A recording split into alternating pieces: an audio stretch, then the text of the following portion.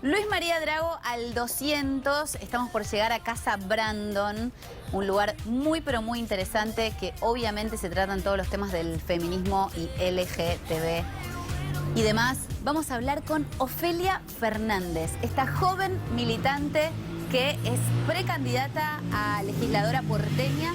Nos va a hablar absolutamente de todo hoy en Right Now. Acompáñenme porque va a ser una charla más que interesante. Una joven de 19 años que se las trae. Que si nosotras estamos en silencio y estos tipos llenan el silencio, me mato directamente. Así que no nos callamos más, nosotras ocupamos ese silencio, robamos ese silencio, nos lo apropiamos, y todo ello a partir de escucharnos entre nosotras. Me parece muy grave el nivel de subestimación, o sea, cómo subestiman la fuerza que tenemos nosotros como estudiantes, la libertad que tenemos. O sea, nosotros tomamos decisiones, elegimos estar haciendo lo que hacemos. Acá llegamos. Venga. Dale. Hola. ¿Cómo estás? Bien. Ordenando. Bueno, ¿preparada? Sí. Sí. Me copa, Creo que mirá sí. lo linda que es. Esa. Me copa tu look. Gracias. Sí. Es un poco gangsta. Es un poco gangsta. ¿Te gusta el copa. rap y eso? Sí. Ah, me copa. A mí también. Bien, ¿y el trap? El trap, estoy conociéndolo, pero es muy de mi generación, tengo que Sí. reivindicarlo.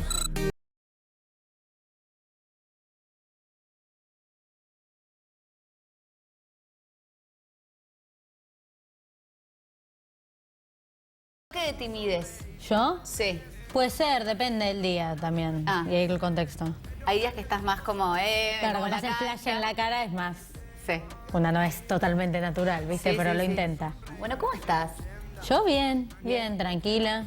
Ahora tenemos un panel en un rato, acá mismo. Sí. Entonces también, bueno, estoy como con dos cosas en la cabeza al mismo tiempo, pero bien. Pensando, ¿de qué vas a hablar? No, yo modero el panel, así que procuro no hablar demasiado. No mucho. O al menos eso tendrían que hacer las moderadoras. Espero ser una buena de ellas. Pero no, vienen un montón de compañeras, compañeros, compañeres muy valiosos, así que va a Sí. estar bueno el intercambio. Sí. ¿Te bancás a full el tema de compañeros?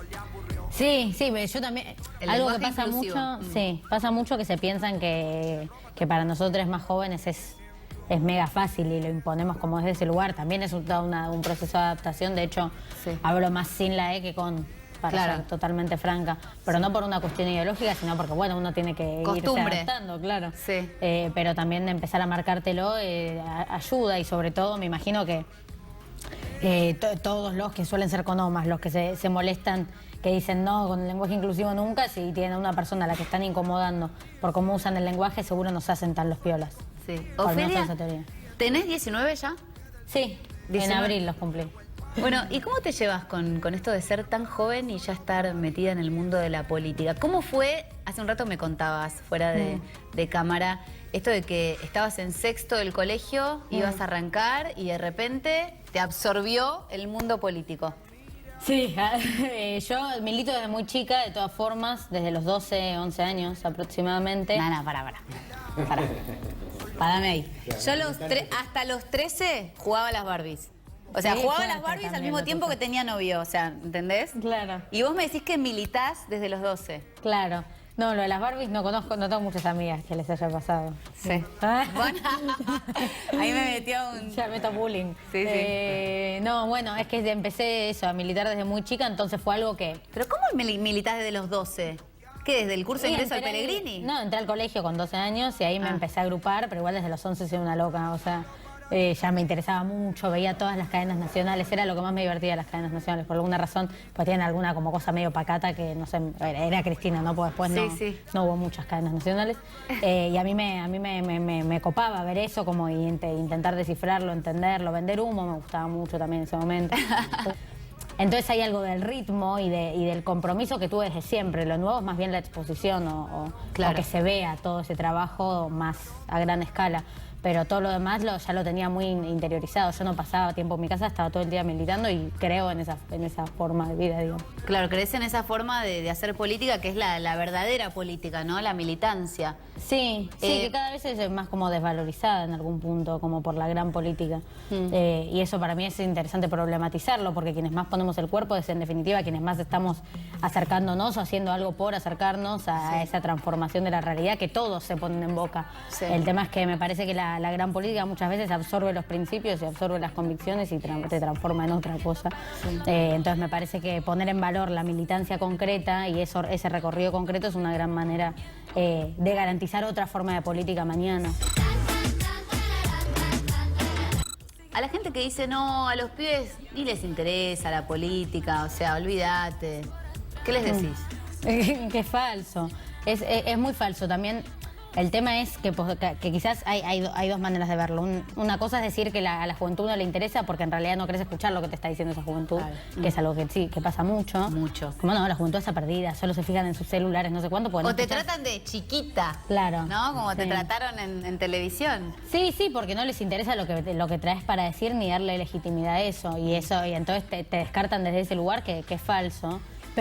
Pero hay otro tono que tiene que ver con que hay una buena parte de la juventud que no cree en la política, eso, más tradicional quizás, o más de las grandes estructuras, pero que hace política todos los días y cree en su propia manera de hacer política. Lo que ve y lo que rechaza y lo que denuncia es que hay una división total entre esos dos planos y que no se ven interpelados por lo que parece ser la mayor condensación de la política, cuando ellos hacen política de todas formas todos los días. Entonces me parece que está ahí la contradicción, pero creo que es una juventud muy politizada hasta desde sus lógicas y sus formas, por fuera de si está ideologizada, que también hay algo de una sensación y percepción del otro, de la otra, de lo que te rodea, de cuestionarlo y de hacer algo con las respuestas, que me parece que es un formato casi común o promedio en la juventud, que dispara para lados distintos. También algo que me molesta mucho es cuando alguien me dice como, bueno, ¿y en qué está la juventud? Bueno, muchas cosas, como claro. Cualquier franja etaria. Yo no te digo en qué están los treintañeros y vos me decís en esto. Me estás planteando que es falso que no les interesa la política. Por lo tanto, ¿crees que son muchos hoy los pibes que van a querer votar por primera vez, quizás? Sí, yo creo que lo que pasó con el padrón, por ejemplo, que hubo un montón de pibes y de pibas que no aparecían en el padrón electoral misteriosamente. Misteriosamente pasó damos eso, el beneficio de la duda. Muchas veces se hablaban de que siempre hubo problemas en el padrón y demás, pero en definitiva, incluso si fuese así, yo creo que es falso también eso, porque me parece que fue claramente más rotundo y más grave el problema que hubo con el padrón y nunca registré algo similar.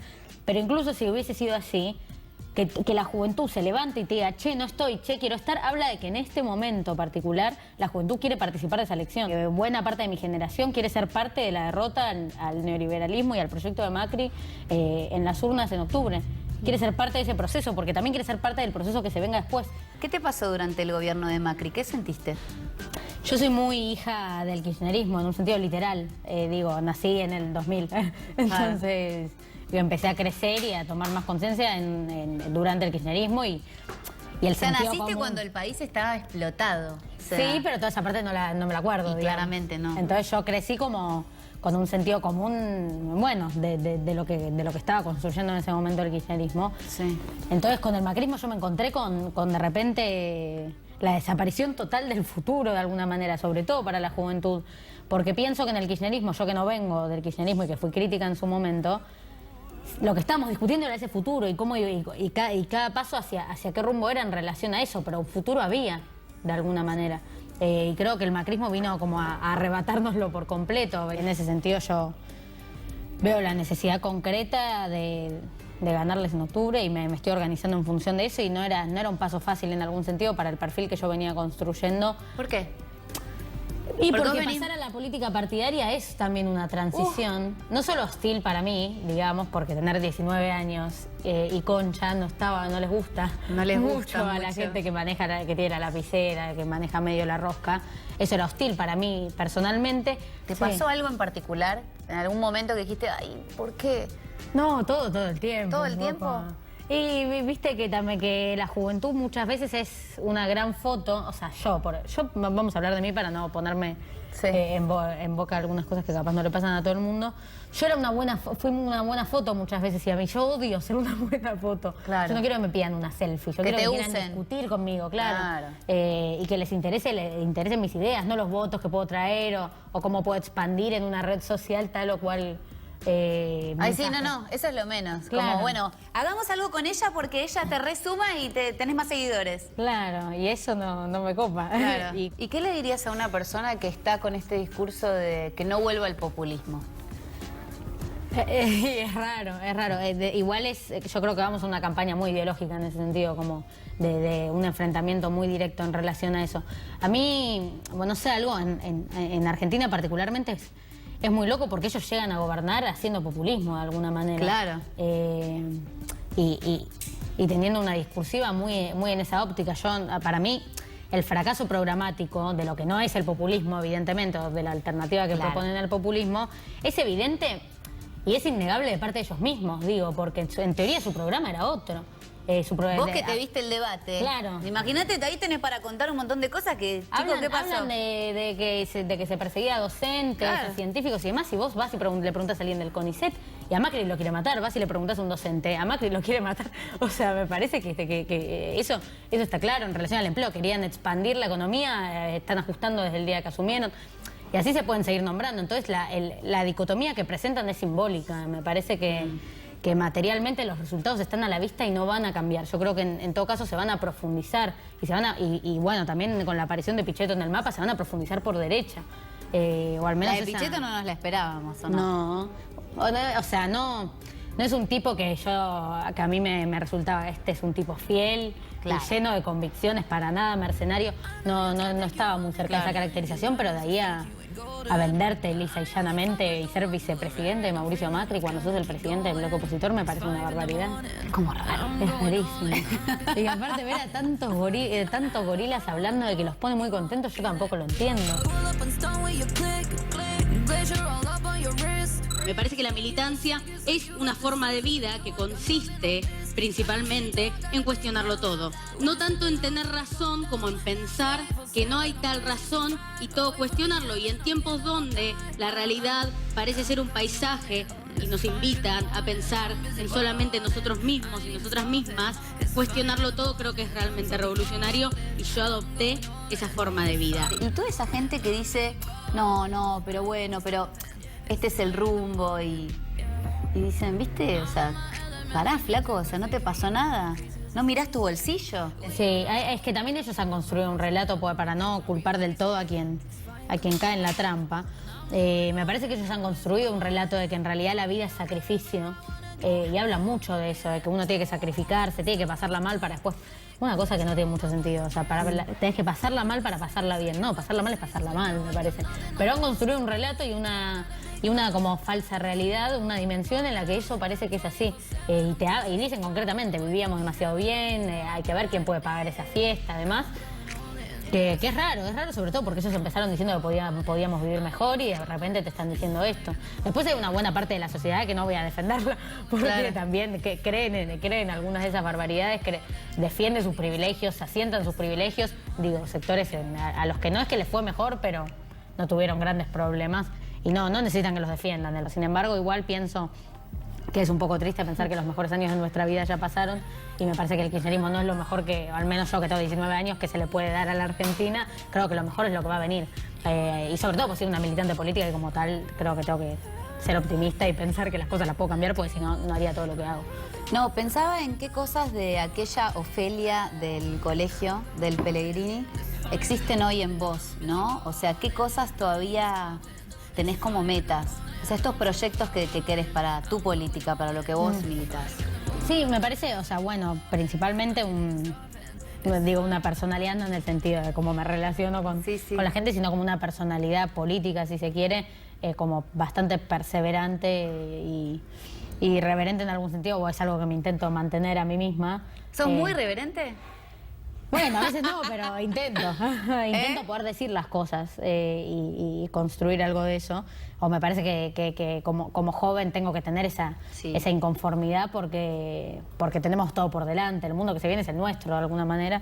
Entonces eso, ya ponerte un techo desde el minuto uno es triste.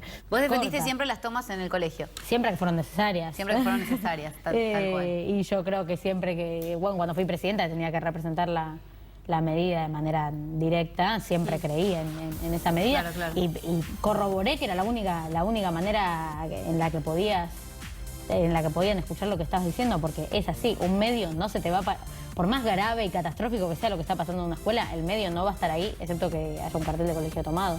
Así que tampoco pueden pueden negar que responden a eso la gran mayoría. También y mismo los funcionarios, el ministerio y demás tampoco reacciona cuando vos le pedís una reunioncita. No, reaccionan cuando haces quilombo, básicamente. Claro. Entonces Sí, eso sí. lo tenés claro.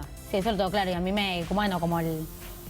las cosas que me movían en aquel entonces son un poco las mismas que ahora. Sí. Va cambiando el contexto, entonces van cambiando quizás urgencias, prioridades o esquemas, pero más o menos hay algo que se mantiene. Nosotros, primero, me parece que el Ministerio de Educación se tiene que hacer responsable de haber cerrado el diálogo durante todo este tiempo, después de colegios que llevan 4 semanas tomados, recién mañana nos van a recibir por primera vez. ¿Qué es lo que crees que es más importante para esa plana, ¿no? La plana estudiantil, los sub-20, hoy? Bueno, recuperar, ¿no? Tener. Sí, yo creo que hay muchas cosas, pero bueno, creo que el feminismo es quizás lo que más interpeló a la juventud actualmente. Yo medio digo que la juventud es como un poco esencialmente rebelde y que en cada momento histórico tiene su manera propia de enfocar, si se quiere, esa rebeldía. Bueno, capaz en los 90, esto es medio fuerte, pero capaz en los 90 era no sé, escuchar Sex Pistols y quemar cosas. Capaz en los 70 era armar una guerrilla. Ahora es un poco organizarse en relación al feminismo. Creo que lo que nos interpeló y nos movió y condensó nuestra rebeldía fue ese movimiento feminista. Pensá, yo tenía 15 años en el primer Ni Una Menos, una serie de cosas Wow, claro. que hacen que ese movimiento tenga una relevancia muy particular. Mismo yo no empecé a militar por el feminismo cuando empecé a militar por otra serie de cosas. Y encontrarme con el feminismo en un principio me presentaba una dificultad que era en una agenda o en unas prioridades que yo tenía completamente ordenadas, de repente meter una cosa más, era como, bueno, entra.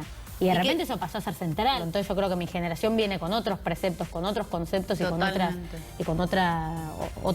maneras en relación a eso. Y creo que el feminismo hoy es una gran prioridad, pero bueno, hay un montón de cosas. Yo creo que la defensa de la educación pública es una parte muy importante y clave en la agenda. También es importante marcar que hay varias formas de juventud y que mi juventud es la juventud de una piba que fue al Pellegrini, que soy de clase media, blanca. Sí, o sea, que poseo una serie de privilegios que a nadie mata asumirlos, digamos, entonces me parecen importantes. Hay una juventud que tiene otras problemáticas, que es que a sus amigos los mata la policía, que el tranza capaz se cagan a tiro. Bueno, digo, hay una juventud con otra agenda que no pueden ingresar al sistema educativo porque se les cierran las puertas sistemáticamente, que tiene que empezar a trabajar mucho antes que de lo que tiene que empezar alguien que fue al Pellegrini, por ejemplo. Es un juego con el futuro de alguna manera, porque cuando te dicen que sos el futuro hay una cosa que para mí tiene un doble error. Uno, porque me parece que hacernos cargo del futuro sin darnos ningún tipo de espacio en el presente es una mentira.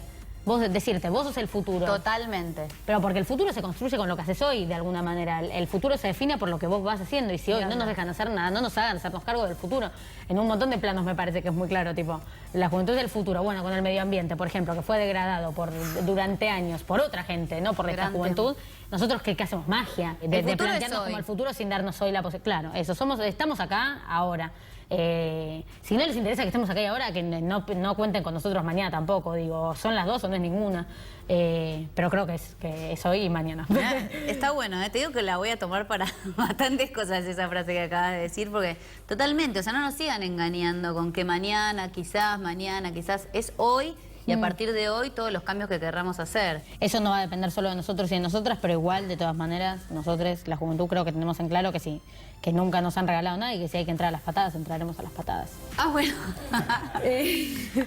Tranquila, Pacífico. chiquita. No, bueno, digo. No te digo chiquita porque después te enojas como... No, pero lo de Monty muy fuerte. Lo de Monty muy fuerte. ¿Cuál es la intención de ustedes tomando el colegio? Y en principio tenemos dos vertientes de nuestro reclamo. En primer lugar, estamos yendo contra esta reforma que nos parece antieducativa. No, pero eso es el reclamo. Espera. Nosotros queremos... chiquita, el reclamo está todo bien, se entiende. Chiquita, no me diga. Explícame cuál es el fin de tomar el colegio. Uno toma el colegio reclamando para ganar algo. Muy fuerte. ¿Pues más para qué? Y con Amelie Granata también me cruzó. Con esa vez. Amelie. ¿La querés, Amelie? No. Que ahora es diputada. Diputada. Sin palabras. Pero bueno, sí. ¿Te cruzaste con ella? O sea, ¿te cruzaste con ella? No, ella estaba en ese mismo panel. Sí. Que me preguntó si militaba en algún partido. Sí. ¿Y? Yo le dije que sí. Claro. Como, no entendí la pregunta. Yo no, bueno. Claro. Entonces, ¿Cuál era la pregunta? Estoy hablando de la toma, no sé. ¿Entendés que exista, digamos, una posición tan radical, defensora de las dos vidas como Amalia Granata y que ni siquiera se planteen la duda cuando les dicen, che, pero mueren tantas mujeres por año por abortos clandestinos y ella como que siga como para adelante? Sí, es ¿Tenés raro. amigas de tu edad que piensan así? Amigas no. Amigas no, claro. Amigas no. Pues, ¿Conocidas? Sí. Conozco. Me parece que hay distintas maneras de tener esa posición. Yo creo que también tenemos que darnos un trabajo como personas que estamos a favor de la ley de aborto, que es el de no suponer que los acuerdos ya aparecieron y los que no están perdidos para siempre, digo, ¿no? Como Bien. algo de que una vez que se masifica tanto la discusión, estamos a favor, ellos están en contra, listo, empezó la guerra civil. No, bueno, todavía tenemos que seguir convenciendo y construyendo más acuerdos y para eso vamos a tener que laburar y ponerle el cuerpo, porque las condiciones adversas las tenemos nosotras, porque hoy no es ley, hoy siguen muriendo compañeras. Tenemos que entender ese marco y saber que el esfuerzo mayor va a ser el nuestro en ese sentido y para eso vamos a tener que ir a convencer y demás. Los casos de quienes son militantes fervientes de esto, yo creo que son un sector de la sociedad que se organiza en función de esto. Bueno, son los reaccionarios, digamos. Mientras más avanzás, más quieren retroceder. Entonces, para mí, posiblemente sean como una especie de enemigo que va a existir siempre. A medida que vos más crezcas y más claro esté tu posición y más se masifique y demás, ellos van a querer retroceder incluso más.